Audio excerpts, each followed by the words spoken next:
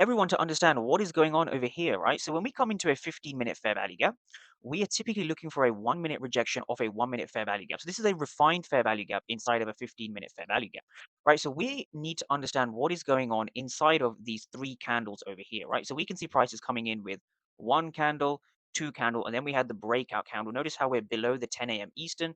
This is the 10 a.m. power of three resting over here. So this is the 10 a.m. power of three.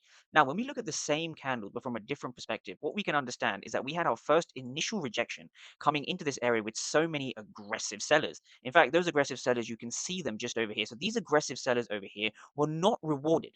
And now from here, this gives us the indication to look for buys in the first place, right? Because what I typically look for is I look for price to sell, and sellers must fail in this region, and a break above this candle will indicate my long entry. Notice how we're buying below the 10 a.m. Eastern. So I can take a long from here just below the 10 a.m. Eastern, and I can have my stop loss just above the local wicks over here. And I simply want to be targeting a 1 to 2 risk reward as it's the first scalp of the zone, right? So I'm targeting a 1 to 2 risk reward.